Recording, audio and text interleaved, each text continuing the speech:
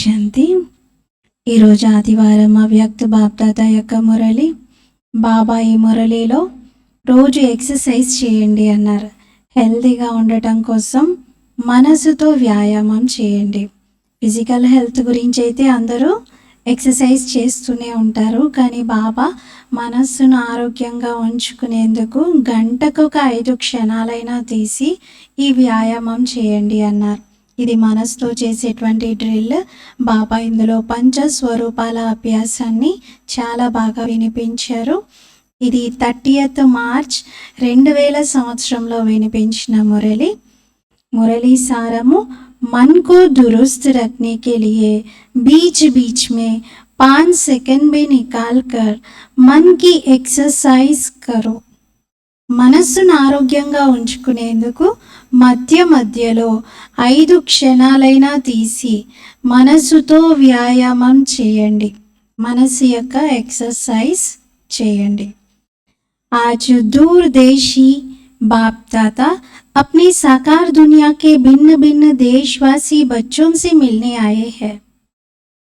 ఈరోజు దూరదేశీ అయిన బాప్ దాదా తన సాకార ప్రపంచంలోని విభిన్న దేశవాసి పిల్లలతో కలుసుకునేందుకు వచ్చారు. బాప్ దాదా భిన్న భిన్న దేశవాసీలను ఒకే దేశవాసిగా చూస్తూ ఉన్నారు.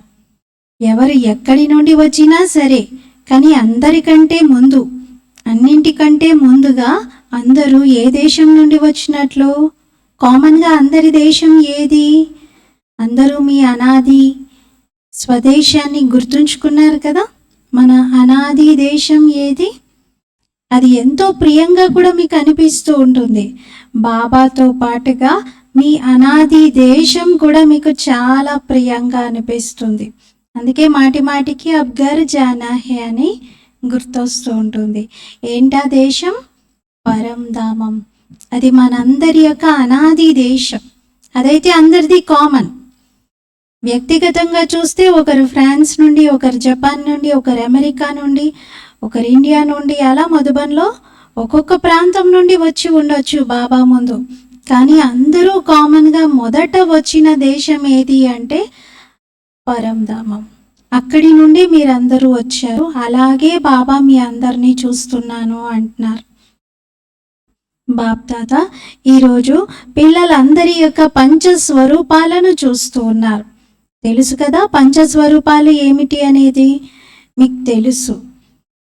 పాంచముఖి బ్రహ్మ కావి పూజన్ హోతా హే. అందుకే పంచముఖి బ్రహ్మాది కూడా పూజ జరుగుతూ ఉంటుంది. మరి బాప్ దాదా పిల్లలందరి యొక్క 5 స్వరూపాలను చూస్తూ ఉన్నారు. మొదటిది అనాది జ్యోతి స్వరూపం. గుర్తుంది కదా మీ స్వరూపం? మర్చిపోలేదు కదా. రెండవది ఆది దేవతా స్వరూపం. చేరుకున్నారా దేవతా స్వరూపంలో? బాబా ఈ మాటలు చెప్తూనే పిల్లలతో డ్రిల్ చేయించారు. మొదట అనాది జ్యోతి స్వరూపం చేరుకోండి, జ్యోతి స్వరూపంలో పరంధామానికి. తర్వాత మీ ఆది దేవతా స్వరూపం సత్యయుగంలోకి వచ్చిన అనుభూతిని చేయండి. చేరుకున్నారు కదా దేవతా స్వరూపంలో. మూడవది మధ్యకాలం యొక్క పూజ్య స్వరూపం. అది కూడా గుర్తుంది కదా. మీ అందరి పూజ జరుగుతుంది కదా, లేక కేవలం భారతవాసీల పూజే జరుగుతుందా? మీ పూజ కూడా జరుగుతుంది కదా. కుమార్స్ వినిపించండి, మీ పూజ జరుగుతుందా? మరి మూడవ స్వరూపము ఇలా పూజ్య స్వరూపం. ఇక నాలుగవది సంగమయుగి బ్రాహ్మణ స్వరూపం. మరి లాస్ట్లో ఉన్నది ఫరిష్తా స్వరూపం. ఈ 5 రూపాలు మీకు గుర్తొచ్చేసాయా? మంచిది. ఒక్క సెకండ్లో ఈ 5 రూపాలను మీరు అనుభవం చేసుకోగలుగుతారా? 1 2 3 4 5 ఇలా బాబా అన్నారు 5 సెకండ్లలో 5 స్వరూపాలు మీకు గుర్తొచ్చేసేయాలి. ఈ 5 స్వరూపాలు ఎంత ప్రియమైనటువంటివి.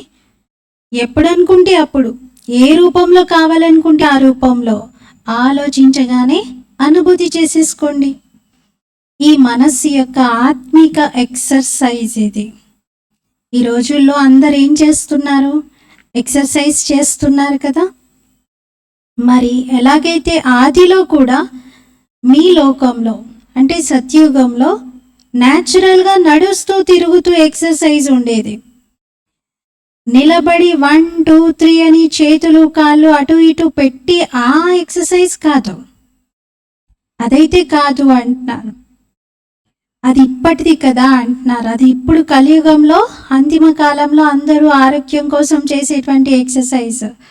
కానీ బాప్దాదా అయితే మనసు యొక్క ఎక్సర్సైజ్ చేయిస్తూ ఉన్నారు. ఏ విధంగా స్థూలంగా ఎక్సర్సైజ్ చేయడంతో తనువు ఆరోగ్యంగా ఉంటుంది, అలాగే నడుస్తూ తిరుగుతూ ఇది మనసు యొక్క ఎక్సర్సైజ్ చేస్తూ ఉండండి. దీనికోసం సమయం ఏమీ పట్టదు. 5 సెకండ్లు కూడా మీరు తీయగలుగుతారు కదా. 5 సెకండ్లు కూడా తీయలేరా? అంత బిజీగా ఎవరైనా ఉన్నారా 5 సెకండ్లు కూడా తీయలేను అని చెప్పేవారు? ఎవరైనా అంత బిజీగా ఉంటే చెయ్యొద్దండి. ఇంకా తర్వాత అన్నారు కదా, ఏం చేయాలి, నాకు టైం దొరకట్లేదు, బాబా చెప్పారు, బాబా చెప్పినప్పుడు చేద్దాం అనుకున్నాను కానీ చాలా బిజీ అయిపోయాను, అలా అయితే అన్నారు కదా. సమయం అందరికీ ఉంది. ఈ ఎక్సర్సైజ్ మధ్య మధ్యలో చేయండి. ఏ కార్యంలోనైనా సరే, అంటే మీరు ఎంత బిజీగా ఉన్నా సరే 5 సెకండ్ల కోసం ఈ మనసు యొక్క ఎక్సర్సైజ్ చేయండి. అప్పుడు మనసు సదా ఆరోగ్యంగా ఉంటుంది. సరేనా? మనసు చాలా బాగుంటుంది. అప్పుడు బాప్దాదా ఏమంటారంటే ప్రతి గంటకి 5 సెకండ్లు తీసి ఈ ఎక్సర్సైజ్ తప్పనిసరిగా చేయండి. సాధ్యమేనా? చూడండి, అందరూ చెప్తూ ఉన్నారు సాధ్యమే అని. గుర్తుంచుకోండి. మరి ఓం శాంతి భవనం గుర్తుంచుకోండి, మర్చిపోకూడదు. బాప్దాదా ముందు మేము సాధ్యమే అని మాట ఇచ్చాము అనేది గుర్తుంచుకోండి. మరి ఎవరైతే మనసు యొక్క విభిన్న రకాల కంప్లైంట్స్ చేస్తూ ఉన్నారో ఏం చేయాలి? మనసు నిలవట్లేదు, మనసు నా మాట వినట్లేదు, మనసు మన్మతం పైన నడుస్తుంది, ఇలా ఎవరైతే అంటున్నారో ఆ కంప్లైంట్స్ అన్నీ సమాప్తమైపోతాయి అంటున్నారు. मन को मन बना देते हो, वजन करते हैं ना. पहले जमाने में पाँव शेर और मन होता था. మనసును మనుగులా చేస్తున్నారు. మనుగు అంటే కొలిచేటువంటి మెజర్మెంట్స్లో మనుగు అంటే 40 కిలోల వెయిట్. మనస్సును అలా మనుగులా చేస్తున్నారు, కొలుస్తూ ఉంటారు కదా.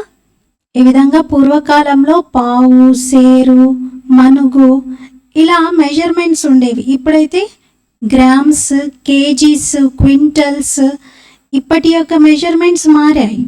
ఒకప్పుడు అలా ఉండేది. ఈ విధంగా మనసును మనుగంత చేస్తూ ఉన్నారు, అంటే 40 కిలోల బరువు అంత చేస్తున్నారు.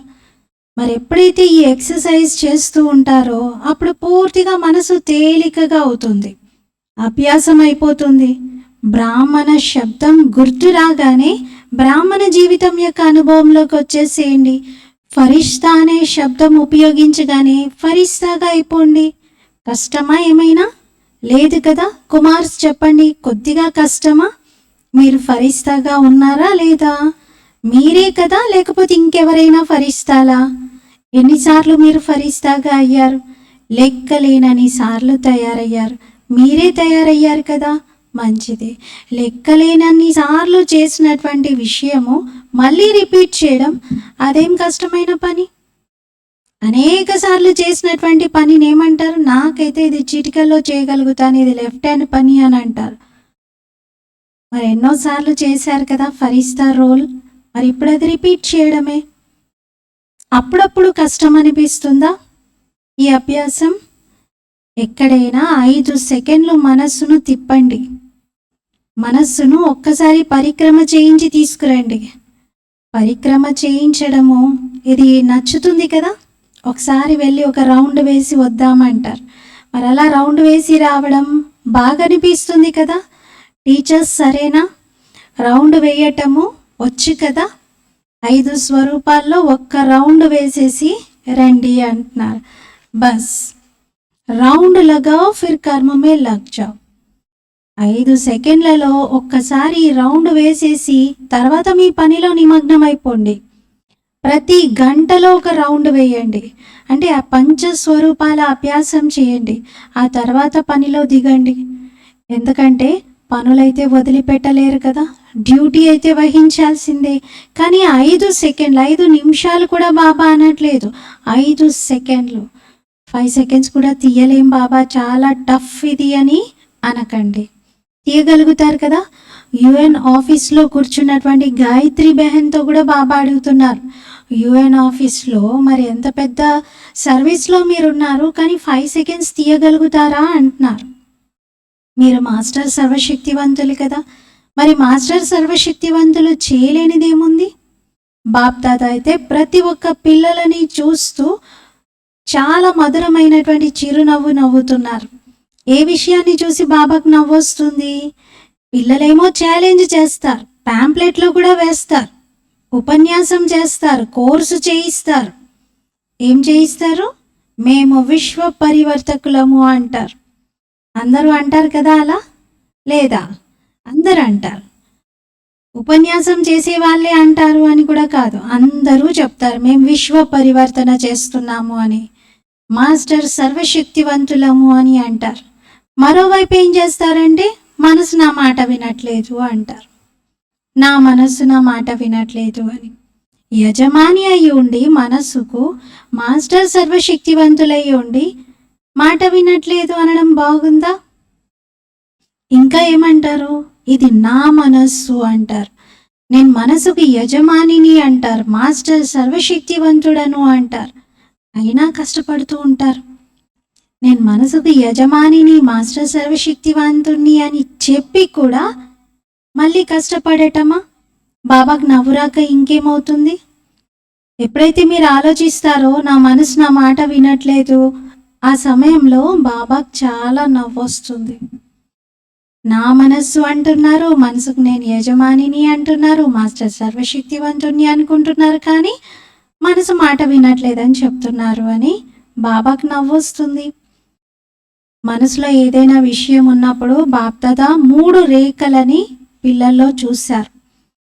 ఒకటేమో నీటిపైన రేఖ. నీటిపైన రేఖను చూడండి.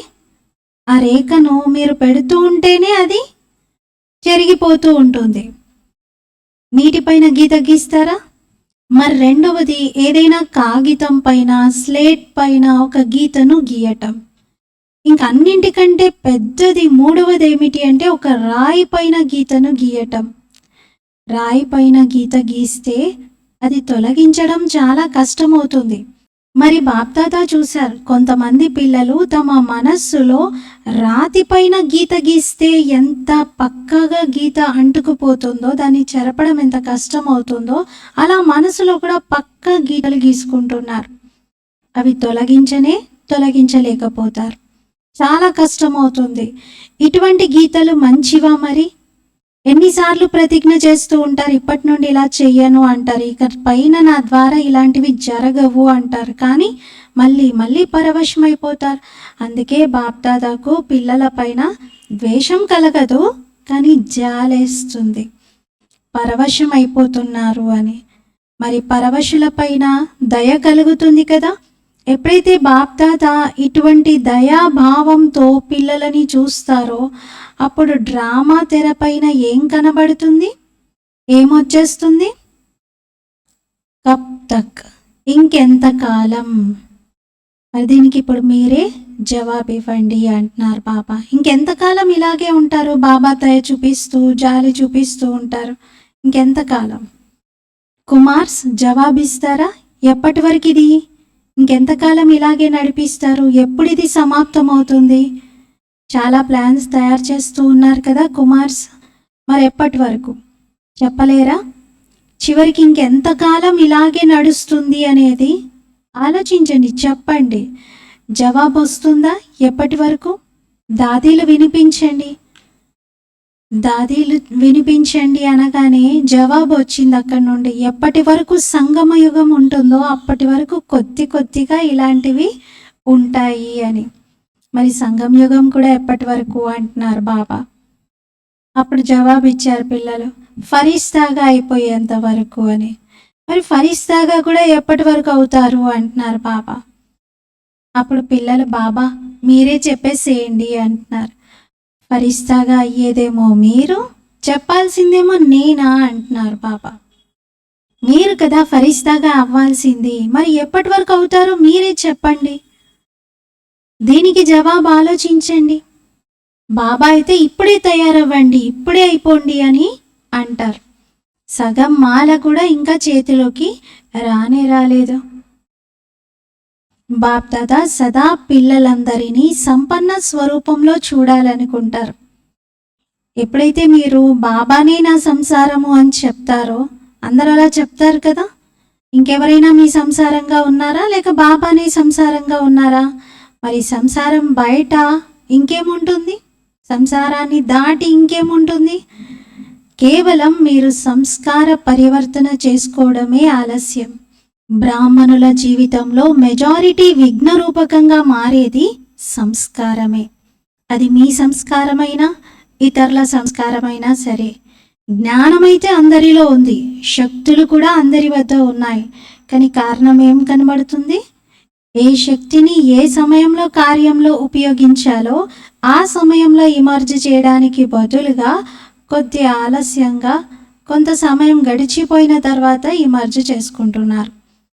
అప్పుడు ఆలోచిస్తారు, ఇంకా ఇలా చేయకుండా ఉంటే బాగుండేది, ఇలా చెప్పకుండా ఉంటే బాగుండేది, ఇలా కాకుండా నేను ఇలా చేసి ఉంటే బాగుండేది అనుకుంటారు. ఇలా చేయడానికి బదులుగా ఇలా చేస్తే, ఇలా ఆలోచిస్తూ ఉంటే బాబా అన్నారు, ఆ రోజు ఎప్పుడు వస్తుంది? సమయం గడిచిపోయిన తర్వాత, ఆ విషయం వెళ్ళిపోయిన తర్వాత అప్పుడు ఆలోచిస్తే లాభం ఏముంటుంది? మరి అందుకే అందరూ మీ శక్తుల గురించి ఆలోచిస్తూనే ఉంటున్నారు. సహన శక్తి ఇది, నిర్ణయ శక్తి ఇది, ఇలా ఆలోచించుకుంటున్నారు కానీ ఉపయోగించుకోవట్లేదు. సమయానికి వాటిని ఉపయోగించడంలో అర్థం ఉంది. కొంత సమయం తేడా ఏర్పడినా కూడా లాభం ఉండదు. ఇప్పుడు బ్రేక్ ఎక్కడ వేయాలో అక్కడ వేయాలి కదా, కొంత దాటిన తర్వాత వేస్తే లాభం ఉండదు కదా. అలాగే బాబా ఇదొక విషయాన్ని పిల్లల్లో చూశారు. ఏ శక్తిని ఎప్పుడు ఇమర్జ్ చేసి ఉపయోగించుకోవాలో అలా చేయట్లేదు అనేది. మరి ఇంకొక విషయం ఏమిటి? సరే, ఒకటేమో సమయానికి శక్తులను కార్యంలో ఉపయోగించట్లేదు, సమయం గడిచిపోయిన తర్వాత రియలైజ్ అవుతున్నారు, ఇలా కాకుండా అలా చేసి ఉంటే బాగుండు అని. అర్థమవుతుంది కదా, ఆ తర్వాత రియలైజ్ కూడా అవుతారు కదా. కానీ ఆ తప్పును ఒకసారి అనుభవం చేసుకున్న తర్వాత ఇక ముందు కోసం మళ్ళీ అనుభవంలోకి తీసుకురాకుండా, రెండోసారి రిపీట్ కాకుండా రియలైజ్ చేసుకోవాలి. అప్పుడే ప్రోగ్రెస్ అనేది, ప్రగతి అనేది కనబడుతుంది. ఇంకొకసారి జరగకుండా ఉండేలాగా రియలైజేషన్ మనలో రావాలి. ఆ సమయంలో అర్థమవుతుంది కూడా ఇది రాంగ్ ఇది రైట్ అని. కానీ మళ్ళీ మళ్ళీ అదే పొరపాటును మళ్ళీ వేరే సందర్భాల్లో రిపీట్ చేస్తూ ఉన్నారు. అలా రిపీట్ కాకూడదు అంటున్నారు బాబా. దానికోసం మీరు మంచి రీతిగా రియలైజేషన్ చేసుకోవాలి. ఫుల్ పర్సెంట్లో పాస్ అవ్వాలి అంటే ఫుల్ రియలైజేషన్ ఉండాలి. కానీ అందులో ఏమాత్రం పిల్లలు ఫుల్ పర్సెంట్ పాస్ అవ్వట్లేదు. మరి మాయ కూడా చాలా తెలివైనటువంటిదే. సపోజ్ మీలో సహన శక్తి తక్కువగా ఉంటే, సహన శక్తి విషయంలోనే మీరు సమయానికి నేను సహన శక్తిని ఉపయోగించుకోవాలి అని అనుకున్నారు, ఒకసారి రియలైజ్ చేసుకున్నారు. కానీ మాయ ఏం చేస్తుంది? రెండోసారి మీ ముందుకు వచ్చేటువంటి పరిస్థితిని కొంచెం రూపం మార్చి తీసుకొస్తుంది. విషయం అదే, కానీ ఈ రోజుల్లో ఏ విధంగా వస్తువులు పాతవే కానీ కొత్తగా పాలిష్ చేసి కొత్త రూపాన్ని అలంకరించి చూపిస్తారు, అంటే కొత్తగా వాటిని ప్రజెంట్ చేస్తారు. యాక్చువల్గా అదే విషయం, అదే వస్తువు, కానీ దానికి కొత్త రూపం, కొత్త మెరుగు, కొత్త అలంకరణ చేసి ప్రజెంట్ చేస్తారు. అలాగే మాయ కూడా విషయాన్ని పాలిష్ చేసి తీసుకొస్తుంది. ఆ విషయం యొక్క రహస్యము అదే ఉంటుంది. సపోజ్ మీలో ఈర్ష్య ఉందనుకోండి, ఈర్ష్య కూడా విభిన్న రూపాలలో ఉంటుంది కదా, ఒకే రూపంలో ఉండదు. మరి బీజమైతే ఈర్ష్యనే, కానీ అది ఇంకొక రూపాన్ని ధరించి వస్తుంది. అంతకుముందు గతంలో మీకు ఎదురైనటువంటి రూపంలో రాదు. ఇంకా కొన్నిసార్లు ఏమని ఆలోచిస్తారంటే, ఇంతకుముందు వచ్చినటువంటి రూపం వేరు కదా, ఇది కొత్త సమస్య, ఇదైతే ఆ ప్రాబ్లం కానీ కాదు, అప్పుడంటే సరే అది ఈర్ష్య అనుకున్నాం, కానీ ఇప్పుడైతే దీని రూపం వేరుగా ఉంది అని అనుకుంటారు. యాక్చువల్గా ఇది కూడా ఈర్ష్య యొక్క బీజమే, కానీ దాని రూపం పరివర్తన చెందింది. మరి దానికోసం ఏం శక్తి కావాలి? పరక్నేకి శక్తి, పరిశీలన శక్తి కావాలి. దీని కొరకు బాప్దాదా ముందుగానే 2 విషయాలపైన అటెన్షన్ ఉంచండి అని వినిపించారు. ఒకటేమో సచ్చీ దిల్, సత్యమైన హృదయం, సత్యత. లోపల పెట్టుకోకండి. లోపల పెట్టుకోవడంతో ఏ విధంగా గ్యాస్ బెలూన్ నిండుతుంది కదా, చివరికి ఏమవుతుంది? ఒక్కసారిగా బెలూన్ పగిలిపోతుంది. బాగా గ్యాస్ నింపారనుకోండి, చాలా ఎక్సెస్ అయిపోతే ఒక్కసారిగా అది పగిలిపోతుంది. అలాగే సత్యమైన హృదయం ఉండాలి. లోపలేది పెట్టుకోకూడదు. లోపల పెట్టుకొని పెట్టుకొని పెట్టుకొని బయటికి సత్యంగా బాబాకు చెప్పకుండా దాచిపెట్టారంటే ఒకేసారి ఆ హృదయం పగిలిపోతుంది. ఇంకెక్కడైతే చెప్పకూడదో, ఎక్కడైతే వినిపించకూడదో అక్కడ అది అందరి ముందు ఎక్స్పోజ్ అవుతుంది ఆ విషయం. అందుకని బాబా సత్యమైన హృదయం ఉండాలి అంటున్నారు. లోపలేమీ పెట్టుకోకండి. तो सच्ची दिल, चलो आत्माओं के आगे थोड़ा संकोच होता है, थोड़ा शर्म आ जाता है, पता नहीं मुझे किस दृष्टि से देखेंगे. మరి సత్యమైన హృదయం కలిగి ఉండాలి. సరే, ఎవరైనా ఆత్మలకు వినిపించాలి అంటే మీరు సంకోచించవచ్చు. వీళ్ళ ముందు వినిపిస్తే తర్వాత నన్ను ఏ దృష్టితో చూస్తారో ఏమో అని మీకు సందేహం కలగవచ్చు. కానీ సత్యమైన హృదయంతో, రియలైజేషన్తో బాప్ దాదా ముందు ఉంచండి. నేను బాప్ దాదాకు చెప్పేశాను, నా ద్వారా తప్పు జరిగిపోయింది అని అలా నిర్లక్ష్యంగా అనుకోవడం కాదు. जैसे ऑर्डर चलाते हैं, हाँ मेरे से ये गलती हो गई, ऐसे नहीं. ఏ విధంగా ఆర్డర్ నడిపిస్తారు కదా, నా ద్వారా ఈ తప్పు జరిగింది, అయితే ఏంటి, నేను చేశాను ఆ తప్పు, అలా కాదు అంటున్నారు. రియలైజేషన్ శక్తితో, సత్యమైన హృదయంతో, కేవలం బుద్ధి వరకు మాత్రమే కాదు కానీ హృదయపూర్వకంగా ఒకవేళ బాబా ముందు మీరు రియలైజ్ చేసుకుంటే అప్పుడు హృదయం అంతా ఖాళీ అయిపోయి చెత్తంతా సమాప్తమవుతుంది. విషయం ఏమీ పెద్దగా ఉండదు, చిన్న విషయమే అది. కానీ ఒకవేళ హృదయంలోనే పెట్టుకుంటే ఆ చిన్న చిన్న విషయాలన్నీ కలిసి ఒకేసారి హృదయాన్ని నింపేసి బయటికి ఎక్స్ప్లోడ్ అవుతాయి. ఖాళీ అయితే ఉండదు కదా అప్పుడు. మరి హృదయం ఖాళీగా లేకపోతే హృదయరాముడు ఎక్కడ కూర్చుంటారు? మరి హృదయాన్నంతా చిన్న చిన్న విషయాలతోనే నింపేసుకుంటే బాబాకు చోటెక్కడ ఉంటుంది కూర్చోడానికి? మరి మన హృదయంలో బాబా కూర్చోవాలి అంటే హృదయాన్ని ఖాళీగా ఉంచాలి. ఎలాంటి చెత్త విషయాలు, పనికిరాని విషయాలు, చిన్న చిన్న విషయాలు పెట్టుకోకూడదు. కూర్చోడానికి స్థలం అయితే కావాలి కదా. మరి సత్యమైన హృదయం పైనే యజమాని రాజీ అవుతారు. బాబా అంటారు, మీరు ఎలా ఉన్నారో, ఏ స్థితిలో ఉన్నారో, ఏ విధంగా ఉన్నారో అలా బాబా నేను నీ వాడిని అనండి. బాబా నేను ఎలా ఉన్నానో, ఏ స్థితిలో ఉన్నానో, ఏ రూపంలో ఉన్నానో, ఏ విధంగా ఉన్నానో అలా సంపూర్ణంగా నేను మీ వాడిని. బాప్ దాదాకైతే తెలుసు నెంబర్ వారీగా పిల్లలు ఉంటారు అని, కానీ బాప్ దాదా పిల్లలని ఎప్పుడూ ఆ దృష్టితో చూడరు. కానీ సత్యమైన హృదయం కలిగి ఉండాలి. మరి ఇంకొకటి బాబా ఏం చెప్పారు? సదా బుద్ధి యొక్క లైన్ క్లియర్గా ఉండాలి. లైన్లో డిస్టర్బెన్స్ ఉండకూడదు, కట్ ఆఫ్ అవ్వకూడదు. బాప్ దాదా ఎక్స్ట్రా సమయానికి శక్తినిస్తూ ఉన్నారు. ఆశీర్వాదాలు కావాలనుకుంటారు, ఎక్స్ట్రా సహాయం ఇవ్వాలనుకుంటారు. ఒకవేళ డిస్టర్బెన్స్ ఉంది అంటే ఇవేవి లభించవు. బాబా పిల్లలకి ఆశీర్వాదాలను ఇస్తారు, ఎక్స్ట్రా సహాయము చేస్తారు. కానీ మన లైన్ క్లియర్గా లేకపోతే ఇవేవి రిసీవ్ చేసుకోలేం. లైన్ క్లియర్గా లేనట్లయితే, క్లీన్గా లేనట్లయితే లైన్ మాటి మాటికి కట్ ఆఫ్ అవుతుంది అంటే ఏదైతే ప్రాప్తి జరగాలో అది జరగదు. కొందరు పిల్లలు అంటారు, పెద్దవాళ్ళకైతే అన్నీ దొరుకుతున్నాయి, బాప్దాదా నుండి అన్నీ పొందుతున్నారు, మాకు తక్కువగా లభిస్తూ ఉంది, మాకేమీ లభించవవి అని. కారణం ఏంటి? బాప్దాదా అయితే దాత, సాగరుడు, ఎవరికి ఎంత కావాలో అంత తీసుకోవచ్చు. బాప్దాదా యొక్క బండారీకి ఎలాంటి తాళం చెవి లేదు, ఎవరు కాపలాదారులు లేరు, మనల్ని అడ్డుకొని మీరు తీసుకోవద్దు అని చెప్పే వాళ్ళు ఎవరు లేరు. బాబా అని అనగానే జీ హాజర్ అంటూ బాబా సర్వ ఖజానాలతో తెరుచుకుంటారు, మన ముందు ఉంటారు. బాబా అనండి, తీసుకోండి. దాత కదా, దాతగాను ఉన్నారు, సాగరునిగాను ఉన్నారు. సాగరానికి ఎవరైనా తాళం వేస్తారా? లేదు కదా. మరేం లోపం ఉంది? ఈ రెండు విషయాల లోపమే కనబడుతుంది. ఒకటేమో సత్యమైన హృదయం లేదు, ఇంకొకటి క్లీన్ అండ్ క్లియర్గా లేదు బుద్ధి. దిల్లేమో సాఫ్ సచ్చాయి ఉండాలి అంటున్నారు, బుద్ధి లైనేమో క్లీన్ క్లియర్గా ఉండాలి అని చెప్తున్నారు బాబా. ఈ రెండు విషయాల్లో ఎక్కడో తేడా ఉంది. అందుకనే దాత ఎదురుగా ఉన్నా తీసుకోలేకపోతున్నారు. పిల్లలు చాలా చతురతను చూపిస్తూ ఉంటారు, విభిన్న రకాల తెలివిని ప్రదర్శిస్తారు.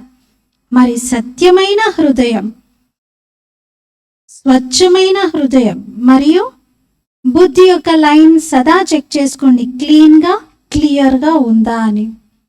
ఈ రోజుల్లో సైన్స్ సాధనాలను కూడా మీరు చూస్తూ ఉన్నారు కదా, కొంచెం డిస్టర్బెన్స్ ఉన్నా కూడా క్లియర్గా చూపించదు అది. మరి ఇది కూడా చాలా అవసరం, క్లీన్ అండ్ క్లియర్గా ఉండటం. మరి ఇంకొక విశేషమైన విషయం, ఈరోజు సీజన్ యొక్క లాస్ట్ టర్న్ ఇది.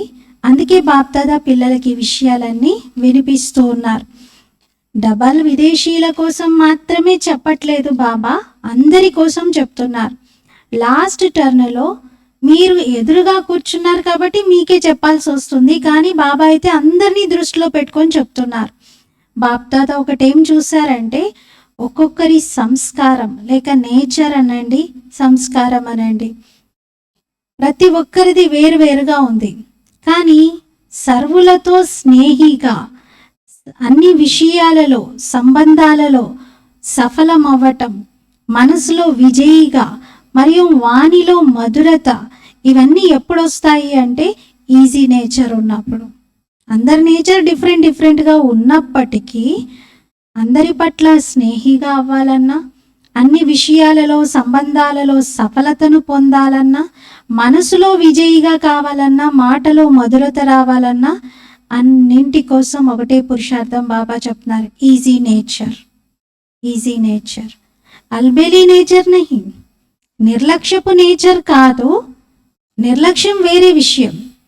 ఈజీ నేచర్ అని దేన్ని అంటారు? సమయాన్ని బట్టి, వ్యక్తిని బట్టి, పరిస్థితిని బట్టి దాన్ని పరిశీలిస్తూ స్వయాన్ని ఈజీగా చేసుకొని నడవటం. ఈజీ అనగా కలుపుగోలుగా ఉండటం, మిలన్ సార్ అంటున్నారు బాబా. అందరినీ కలుపుకుంటూ నడవటం. టైట్ నేచర్ చాలా నష్టపెడుతుంది. టూ మచ్ అఫీషియల్గా ఉండకూడదు. అఫీషియల్గా ఉండడం మంచిదే, కానీ టూ మచ్ అఫీషియల్గా ఉంటారు కదా, అందరికీ దూరం అవుతారు వాళ్ళు. సమయానుసారంగా కొంతమంది పిల్లలు అలా టూ మచ్ అఫీషియల్గా అవుతున్నారు, అలా ఉండకూడదు అంటున్నారు బాబా. ఆ సమయంలో ఒకవేళ మీరు అఫీషియల్గా అయిపోయారంటే అదొక గుణానికి బదులుగా మీ విశేషతగానే అది అనిపించదు ఎవరికి. వీళ్ళు చాలా రిజర్వ్డ్, వీళ్ళు ఒక యాటిట్యూడ్ చూపిస్తున్నారు, వీళ్ళు డిఫరెంట్ అని ఇంకా మన గురించి ఏదోలాగా అనుకుంటారు. అందుకని ఎప్పుడు టూ మచ్ అఫీషియల్గా ఉండడం మంచిది కాదు. స్వయాన్ని మోల్డ్ చేసుకోగలగాలి, కలుపుగోలుగా ఉండాలి. చిన్నవారితో చిన్నవారిగా, పెద్దవారితో పెద్దవారిగా కలుపుకోగలిగేలాగా ఉండాలి. తోటి వారితో తోటివారిగా నడవాలి. పెద్దవాళ్ళకి రిగార్డ్ ఇస్తూ నడవాలి. ఈజీగా మోల్డ్ చేసుకోగలగాలి. శరీరాన్ని కూడా ఈజీగా ఉంచుకుంటారు. శరీరాన్ని కూడా ఈజీగా ఉంచుకున్నప్పుడు ఏమవుతుంది? ఎప్పుడనుకుంటే అప్పుడు, ఎక్కడనుకుంటే అక్కడ మోల్డ్ కాగలుగుతుంది. టైట్గా ఉంటే ఇంద్రియాలను కదిలించడమే కష్టమవుతుంది కదా. ఈజీగా ఉంటే, ఫ్లెక్సిబుల్గా ఉంటే ఎటంటే అటు బెండ్ కాగలుగుతుంది. మరి నిర్లక్ష్యం కాదు బాబా చెప్పేది, ఈజీ నేచర్. ఎక్కడనుకుంటే అక్కడ మీరు ఈజీ నేచర్తో ఉండాలి, నిర్లక్ష్యంగా ఉండడం కాదు. బాప్దాదా చెప్పారు కదా ఈజీగా ఉండమని, అందుకే నేను ఈజీగా అయిపోయాను అని అలా అనటం కాదు. ఈజీ నేచర్ అనగా సమయాన్ని బట్టి తన స్వరూపాన్ని పరివర్తన చేసుకోవటం. అచ్చా, డబల్ విదేశీలకు మంచి అవకాశం లభించింది. అందరికీ డ్రిల్ గుర్తుందా, లేకపోతే మర్చిపోయారా? ఇప్పుడిప్పుడే ఈ డ్రిల్ చేయండి, మంచిది. అందరూ పరిక్రమ చేయండి. అచ్చా, నలువైపులా ఉన్న సర్వశ్రేష్ఠ ఆత్మలకు, నలువైపులా ఉన్న పిల్లలందరికీ ప్రియ స్మృతులు, సమాచారం పంపించినటువంటి వాళ్ళకి చాలా మంచి భిన్న భిన్న సంబంధాలతో స్నేహ పత్రాన్ని మరియు తన క్షేమ సమాచారాన్ని ఎవరైతే రాశారో, సేవా సమాచారం, ఉమంగము, ప్లాన్స్ చాలా మంచి మంచివి రాసి బాబాకు పంపించారు. అవన్నీ బాప్దాదాకు లభించాయి, బాబాకు చేరాయి. ఎంతైతే ప్రేమతో శ్రమతో రాశారో, ఎవరెవరైతే రాశారో వారందరూ ప్రతి ఒక్కరూ తమ తమ పేరుతో బాప్దాదా హృదయ రాముని యొక్క హృదయపూర్వకమైన ప్రియ స్మృతులను స్వీకరించండి. పిల్లలందరికీ బాబా అంటే ప్రేమ ఉంది, మరి అంతకన్నా పద్మాల రెట్ల ప్రేమ బాబాకు పిల్లల పట్ల ప్రేమ ఉంది. మరియు బాబాకు సదా అమరంగా ఉంది, అమరమైన ప్రేమ ఉంది. స్నేహి పిల్లలు ఎప్పుడూ తండ్రి నుండి వేరుగా కాలేరు. మరి తండ్రి కూడా అటువంటి స్నేహి పిల్లలకు దూరంగా ఉండలేరు. తోడే ఉన్నారు, తోడే ఉంటారు.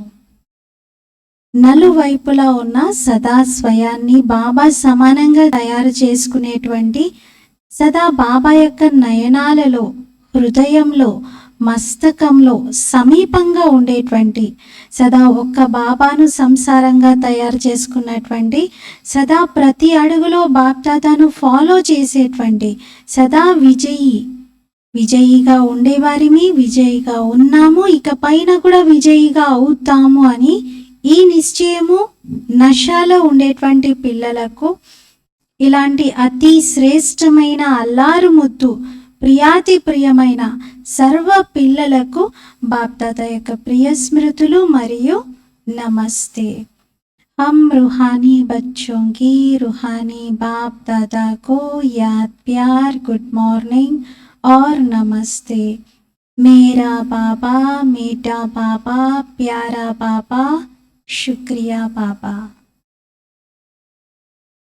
वरदान: हर सेकंड के हर संकल्प का महत्व जानकर जमा का खाता भरपूर करने वाली समर्थ आत्मा भव. ప్రతి సెకండ్ ప్రతి సంకల్పం యొక్క మహత్వాన్ని తెలుసుకొని జమా ఖాతాను నిండుగా చేసుకునేటువంటి సమర్థ ఆత్మా భవ. ప్రతి సెకండ్ ప్రతి సంకల్పం యొక్క మహత్వాన్ని తెలుసుకొని జమా ఖాతాను నిండుగా చేసుకొని సమర్థ ఆత్మా భవ. వివరణ: సంగమ యుగంలో అవినాశీ తండ్రి ద్వారా ప్రతి సమయం అవినాశీ ప్రాప్తులే జరుగుతాయి. మొత్తం కల్పంలో ఇలాంటి భాగ్యాన్ని ప్రాప్తించుకునేటువంటిది ఈ ఒక్క సమయమే. అందుకే మీ స్లోగన్ ఇప్పుడు లేకుంటే ఇంకెప్పుడూ లేదు అని. ఏ శ్రేష్ఠ కార్యం చెయ్యాలనుకున్నా ఇప్పుడే చెయ్యాలి. ఈ స్మృతితో ఎప్పుడు ఇంకా సమయము, సంకల్పాలు, కర్మలు వృధా అవ్వవు. సమర్థ సంకల్పాలతో జమా ఖాతా నిండుగా అవుతుంది మరియు ఆత్మ కూడా సమర్థంగా తయారవుతుంది. స్లోగన్: हर बोल हर कर्म की अलौकिकता ही पवित्रता है. साधारणता को अलौकिकता में परिवर्तन कर दो. ప్రతి మాట, ప్రతి కర్మ యొక్క అలౌకికతనే ప్యూరిటీ, పవిత్రత. సాధారణతను అలౌకికతలోకి ఇప్పుడు పరివర్తన చేసేయండి. ప్రతి కర్మ ప్రతి మాటలో అలౌకికత ఉండటమే పవిత్రత. ఇప్పుడు మాటలు నార్మల్గా క్యాజువల్గా ఉన్నాయనుకోండి, అది ప్యూరిటీ కాదు, అలౌకికత ఉండాలి.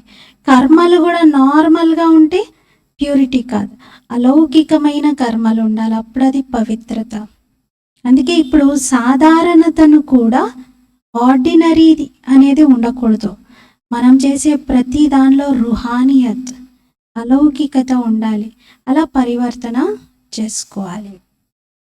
ఈరోజు స్వమానము, నేను సమర్థ ఆత్మను.